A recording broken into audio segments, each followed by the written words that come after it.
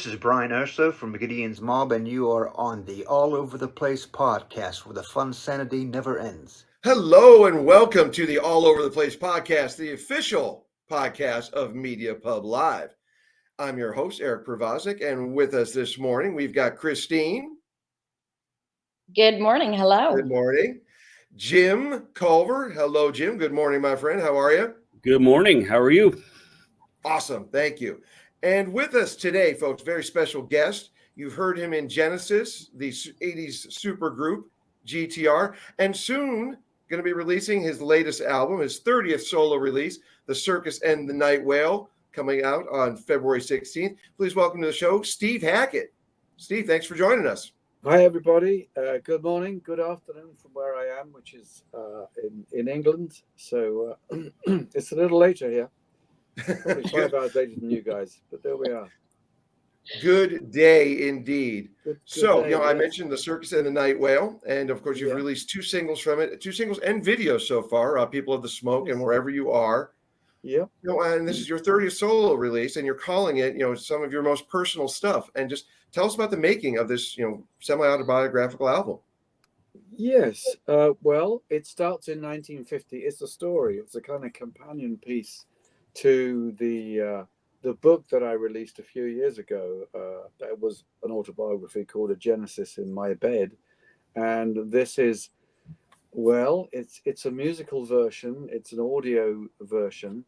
And it starts in 1950. The album starts in 1950 with snippets of the way the BBC, British Broadcasting Company, sounded at that time in 1950. So you get a little bit of stuff from, there's a thing called Pathé News. It would start with a cockerel, and then you would get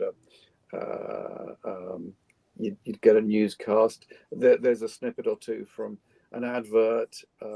Very, very distorted as the radio tunes in and out of this stuff. So you get snippets of actual 1950, not just 1950s, but that was the way a radio was then, which gives way to something. There was a show called Listen with Mother, very BBC, and the woman would say, are you sitting comfortably? Long pause, then I'll begin. Okay, this show designed for children, very patronizing, very very English, all of that kind of stuff. So you get that, but then you get a baby howling straight away. So you get all these sort of different trapdoors that you go through before the album even starts to set the scene. So the baby's cry becomes this sustained scream. Then it's overlaid with a steam train starting up, because they were all steam trains when I was a kid. And then that gets up to speed. When it finally gets up to speed, it is the conductor for an incoming string ensemble. So you get an string orchestra coming in as Big Ben strikes as well. So Big Ben, famous bell, Houses of Parliament, England. That's how the news is introduced even now. This big chime. So that comes blasting in. Okay, so we're up at full speed. Then a rock band arrives, strangely, and a rock guitarist, strangely. Wonder why that happened. And then we're off on the rest of the journey. So it's all this thing. And in a way, I think people have been responding to it so well, because it's not as if you get anything that's peculiar to me at first. What you get is London 1950, post-war, recovering, heavily polluted, very, very crowded. And so the opening track reflects all of that. There's a sort of industrial element. There's a rock element. There's a narrative that's driving the whole thing, and oodles of rock guitar, of course. Wonder why that happened. But there you are. That's how the album starts, and it progresses through time. Each track relates to a sort of a keen sort of flashpoint in my life. Okay, so we jump ahead to when I was at school. And there was a character who was a little bit like the Artful Dodger, who was completing my education by teaching me how to steal, how to become a pyromaniac, how to become, how to play poker, how to cheat at poker, All of these things they don't teach you at school, so you get a little bit of that. There's a track called Passing Clouds. It's about the passing of time. It moves on into joining Genesis, the whole musical thing. So it's very much something in a Genesis style with 12 strings and tricky time signatures and all of that kind of stuff, and so on and so forth. The album heads forth going through various things: first love, early love, difficulties, problems, being in the circus as a kind of euphemism for rock and roll, all of that, being very grateful to be in the center of the circus. But then one gets to the point where you're being restricted and you can't really work outside the circus. And the very difficult decision that I had to leave Genesis and go my own way. So it addresses all of that. It's very autobiographical, and I don't want to give everything away, but for some reason, people have been saying it's my best album.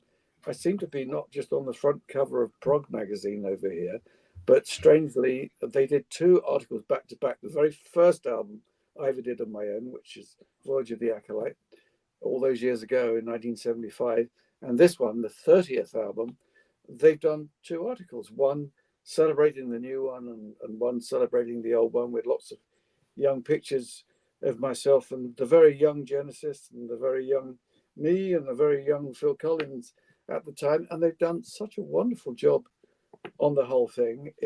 I don't think I've ever had a launch like this at all, ever. So it seems to be going nuts over here already. And I only just got hold of some production copies yesterday, so I know what it looks like. It's 45 minutes, and I realized the other day I was doing a perfect vinyl length album with big artwork, the big whale swallowing the circus on the front. So obviously the package that you have on vinyl and in various colors serves the artwork very well. Audio, I prefer clean myself, so I go for CD, but there are completists who try and buy absolutely everything, and who would discourage them? So, well, you've got it coming out on CD and Blu-ray. You've got a package with that. You've got the CD separately. You've got the vinyl separately, and digital. And you mentioned, Prog, all the Prog magazine, and all the all this exposure, this great exposure. Yes, releasing music with the world literally at our fingertips now. What's that like for you to just going out there and just getting a new album out there? Well, the weird thing is now I'm thinking, of course, I'm billed to be presenting the whole of Foxtrot from 1972 on COVID catch-up, as so many of you realised that we lost those years where 50 years later the show would correspond exactly to 50 years later. But a lot of places I haven't played the entire Foxtrot set, so I'll be doing that when I go back. Plus, some things off of Circus and the Night Whale, but already response has been so bloody good to this that I feel as though at some point I'm probably going to have to deliver a whole circus. So, it's that feeling, and so it's nice to have those problems. To have things that celebrate one thing and then another and another and another and another, and oh my God, I can barely keep up. But hey, we've got so many shows and gigs, and by the time I get in front of people again, having just come back from Norway in the Arctic Circle with my Hungarian friends Jarbe, to do guest spots with them, it'll be very interesting to be in America once more. America, and we've been all over the globe in recent years. It's just been absolutely nuts.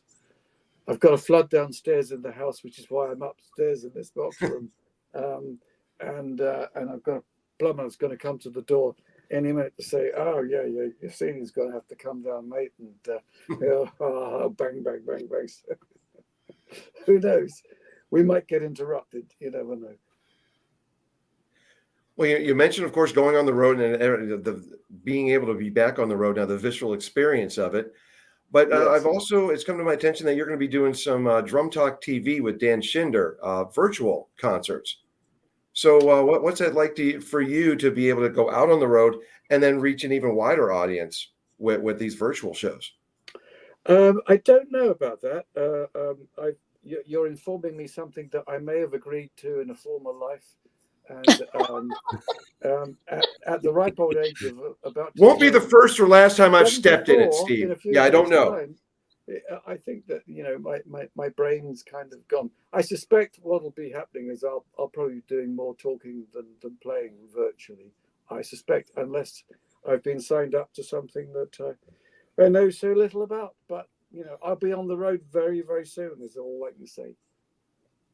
Little birdies tell me a lot, and sometimes they're telling me stuff before they're supposed to. Man, it's always going wrong. Last time I did something with the BBC, they gave me the wrong name of the guy, so I called him by his wrong name, and I thought, it's like, oh, to a great start. Yeah, yeah. The real world, it's crazy busy for me right now. So I plead the fifth or something like that. Well, staying a little bit virtual, and I mentioned that the two singles also have videos, people of the smoke and Yes, wherever you are, and you also have on there, the inspirations behind the songs and the videos. So, what's it like yeah. for you to be able to talk to your audience all over the globe just by very simply going and putting that stuff, attach it to the videos? Uh, well, it's fantastic. It's extraordinary. I think because it's a narrative. I'm never so keen on the term concept. Concept album. It became a dirty word at one time, but it's a narrative. It is a story. It's driven by that. And I was writing a lot of things, largely self-commissioned, to order for this. And I thought, this is going to be very, very difficult. Writing things to order. How do you do that? Then it's like perspiration versus inspiration. But actually, it worked very well. And I think it's the first time I've ever been involved in something where the music was driven by the need to illustrate a story in the audio sense of the word. Um, Now, I had one or two things written, but largely everything, in other words, here we are. We had the circus and the night whale, and you've got to fill that in that space. So um, it's probably good training for Hollywood when they ask me to score the next Star Trek movie or something like that. Yeah, can we have it Thursday? Thank you. Of course, darlings, you can have it immediately. How many would you like? Is there kind of an overarching theme that you want the listener to take away from this album, or do you feel like you want the narrative to kind of speak for itself? Well, I think that the best concepts and the best narratives are one where you hang on every word, hopefully, and then you didn't realize that you were listening to a story, or you didn't realize you were in the midst of a narrative. It just happened to be that way, that you were following something that was written um, with an unconscious title. I mean, whether it was Ravel's Bolero or the Beatles doing Revolver or Sergeant Pepper or whatever, the idea of the dance of death and the character portraits that the Beatles became so very good at. I'm not sure that you can pin it down. There's a kind of osmosis going on. There's something that permeates, and so I didn't back away from the idea. To be honest, my wife Jo, we were talking about doing something autobiographical, and she came up with the title "Circus and the Night Whale," and much like when I was writing my book, she said, you've got to make sure you've got a thread with this, rather than jazz with words. Talking about the book, that is. Okay, with this, it was somewhat different, and I was dying to put Wherever You Are first of all because it was the first track to be recorded. But of course, it ends up becoming the penultimate track because of the nature of love and finding the right kind of love pretty late in my life. So I thought, okay, yeah, People of the Smoke. There was the idea of London, um, And the idea of doing something that was heavily populated, not just in the lyrical department, but also in terms of instruments, I knew that it had to be good, which is why I had all these, what I'm calling trapdoors, all these sort of decoys at the beginning in order to draw you in. You know, that's really framing the music for me was very, very important. In other words, as I probably said before, even if someone didn't like anything I ever did in my life, what's interesting is what was radio sounding like in 1950 in Britain at that time, heavily distorted. It sounds like it's not just 74 years ago. It could be 200 years ago. You know, it sounds so ancient and so pre rock and roll and so stiff and starchy, and the world of bow to your betters, which I talk about in the story in the first track. All of that, and the thing about the baby being born as someone's being hanged, and that was a line that she came up with, and I thought, no, that's going to be too much for people to take. But we talked about bomb sites, kids playing on bomb sites, the way life was, and all of that, and it worked very well each time the bell tolled. The idea of the bell tolling another stroke and people of the smoke come and go, all of that idea of the smoke. Of course, London was referred to as the smoke, as New York is known as the Big Apple. So the smoke would be very known to Londoners, to English people, or Anglophiles, as you might know them. I'm trying to give a feel for it. It's a very good album. I'm gonna sit back and be very un-British about this and say I think it's a very good album because I think there are so many influences upon it, both from the conceptual side of it, the input from Jo, which was enormous, and lyrically from her, but also the people that play on it. Where you have the world music aspect with Malik Mansirov from Azerbaijan. The guys in my regular band, and also the singing of Amanda Lehman, where she sounds operatic at one point. Of this celestial voice on Ghost Moon and Living Love, which has got a little bit of a story with it.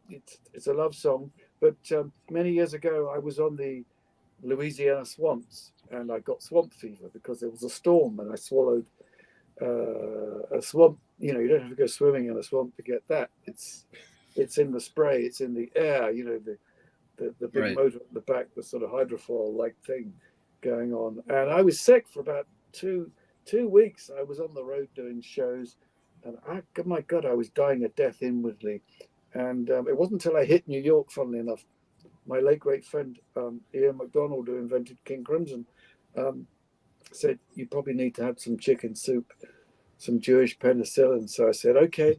Went to bed that night, and I had that. And even in my dreams, I was still in pain with this alien trying to get out of my chest. The movie John Hurt, when the alien comes out, Ridley Scott, all that.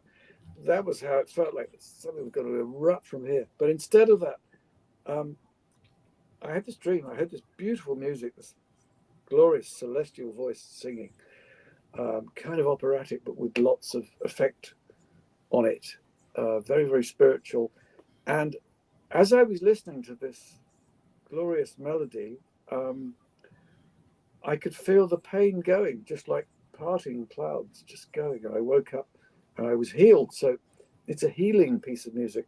Many years later, I got Amanda to record this melody. And of course, it sounds wonderful. As I say, I didn't write it. I heard it in a dream. It's one of those gifts from the heavens somewhere. It's but that's interesting. And then towards the end of the tune, you might be forgiven for thinking it was, I was listening to it the other day, and I'd fallen asleep, and I just woke up at the end. I thought, oh, am I listening to a Beatle track, or is that a bit of George Harrison or something? And all these aspects that came into it. So there's a heavy metal aspect in the album. There's harmony singing. There's that I loved so much from all the harmony bands, not just the Beatles, but great bands that featured guys and girls. It has all of that. It has the sort of progressive thing, the changes, the segues between tracks. So it's all really like one piece of music. So it's a journey, an odyssey, and I'm very proud of it. And no one's given me a bad review for it yet. But so maybe I'll wake up and find that it, It's got harmonica and sax, two of my favorite instruments. So I'm loving that. So thank you for those two. There's great sax on it. That's right, courtesy of Rob Townsend. There's about 3 notes of harmonica. Unfortunately, that's overall too quickly. But there will be more harmonica in future and more shredding in future. But I mustn't give up the melodic things, for which the guitar is very good at doing. So I think it's a very complete rock album. I had the idea that it was going to be much longer than it was, but I deliberately kept all of the sort of scene shifting stuff short. At one point I'd been working with my friend Brian May, and I noticed we were talking about what characterized Queen was the harmonies and his guitar work, of course, all of that, and the brevity of some of the guitar moments. But that's what made just about every Queen track sound like it was a hit single. Every track sounds like a hit single because nothing outstays its welcome. Maybe he wouldn't agree with me saying that now, but I noticed that, and indeed one of the guitars I was fooling around with on this album was something that he designed, funnily enough, as well as my usual Fernandez and Les Paul and 12 strings and all the nylon stuff, of course, classical stuff right at the end. Tremolando. And there are so many different sounds on the album, like you mentioned, from the classical to the rock and, even Spanish guitar in there. As you're writing, I know we only have time for about maybe 1 or 2 quick questions, but sure. As you're writing, like, how do you know how it's going to end up with the sound, and if it's going to be more classical or more Spanish or straight up rock? How does that process go for you? Well, a fan wrote to me many years ago and commented on my approach, which he said was pan-genre, and I like that. Genre, okay, lots of styles. Mm-hmm. I think it's possible to hold the audience's interest, even though they might say, well, I don't like blues, I don't like jazz, I don't like classical, I don't like pop, I don't like any music, okay? But the idea is to try and change people's mind about what they're prepared to absorb. And I don't think it's the instrumentation. I think it's to do with the spirit that underlies any one particular tune. So one tune might have an orchestra, another tune would have a barbershop quartet, another tune could have unaccompanied singing. There was a sort of nod at one point to, I was thinking of the Beach Boys at one point in People of the Smoke, when it's talking about the fairground and how glorious it was, everything bursting into color there. So I went for a cappella there. Just very, very brief, short stuff there. And I guess channeling Brian Wilson and Jan and Dean and all those early sort of things that they were so very good at. All of that. But I've tried to make it as varied as possible, as varied as my life has been varied. So if you're looking for guitar, there's some shreddy moments. If you're looking for tapping, there's tappy moments. There are those moments. I'm influenced by all the great guitarists, some of which I've worked with. Guitars are still a remarkably adaptable instrument, they still surprise. Folks, don't forget to check out Steve Hackett's upcoming album, The Circus and the Nightwell, releasing February 16th, and head over to Hackett Songs to find out when and where he's going to be in your town. Steve Hackett, thanks so much for joining us here on Thank All you so Over the much. Place. Lovely talking to you guys. Thank you so much. Thanks. Ciao. Take Have a care. great day. Bye-bye. Take care. Kisses to all.